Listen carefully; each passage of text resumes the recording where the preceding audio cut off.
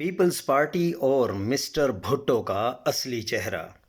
مری میں 3 ہفتوں سے زائد کی نظر بندی اور 28 جولائی کو رہائی کے بعد 8 اگست کو مسٹر بھٹو بذریعہ طیارہ لاہور پہنچے۔ پیپلز پارٹی کے کارکن حفاظتی ریلنگ توڑتے ہوئے ایئرپورٹ کے اندر گھس گئے۔ وہ مسافروں کو تنگ کر رہے تھے۔ انہوں نے اخباری نمائندوں کے ساتھ بدتمیزی کی اور ان کے کیمرے چھین کر توڑ پھوڑ دیے۔ پورے شہر میں یہی حال تھا۔ کئی جگہ پر تاثر یہ ڈالا گیا اور ٹائرز بھی جلا کر ٹریفک جام کر دی گئی۔ پیپلز پارٹی کے کارکن جگہ جگہ جمع ہو کر تشدد، ہلڑ بازی اور آتش زنی کا مظاہرہ کر رہے تھے۔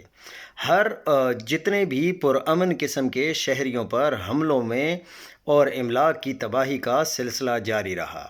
عام شہری ہی نہیں، مولانا شاہ احمد نورانی، جاوید ہاشمی اور حنیف رامے بھی ان کی غنڈہ گردی سے محفوظ نہ رہ سکے۔ اسی روز یعنی پیر 8 اگست کو قومی اتحاد کی مرکزی کونسل کا ایک اجلاس چودھری ظہور الہی کی رہائش گاہ پر ہو رہا تھا۔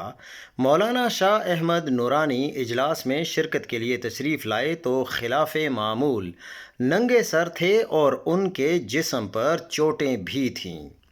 انہوں نے اجلاس کو بتایا کہ جس وقت وہ ہوٹل سے اجلاس میں شرکت کے لیے آ رہے تھے تو پیپلز پارٹی کے کارکنوں نے اچانک ان کی کار پر حملہ کر دیا۔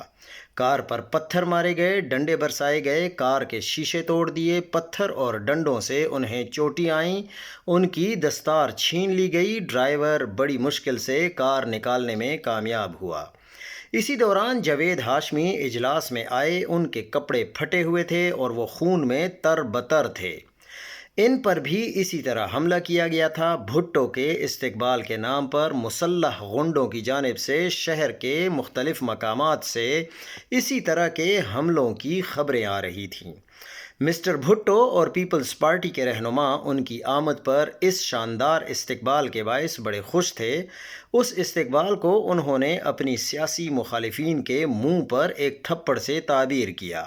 اسے پنجاب میں اپنی مقبولیت کی دلیل قرار دیا۔ تشدد، ہلڑ بازی، آتش زنی اور سیاسی رہنماؤں کے ساتھ اس بدسلوکی کے سیاہ واقعات کی مذمت کرنے کی بجائے مولانا نورانی صاحب کی دستار کی دھجیاں دکھائی اور تقسیم کی گئی۔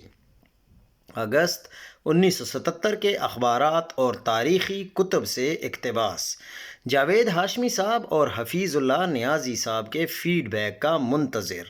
بلاول زرداری صاحب اور پیپلز پارٹی کی قیادت کو حقائق جھٹلانے کا چیلنج۔ ایسی صورت میں متعلقہ قانونی فورمز پر دستاویزی ثبوت پیش کر دیے جائیں گے۔ نوجوان نسل میں ان باتوں کو شیئر کرنا چاہیے تاکہ پتہ چلے کہ کون کس جگہ کھڑا ہے اور کون کس جگہ کھڑا تھا۔ آج عمران خان کو تو کسی لحاظ سے بھی معافی نہیں دی جا رہی، لیکن پیپلز پارٹی کی اصلیت بھی یہی ہے۔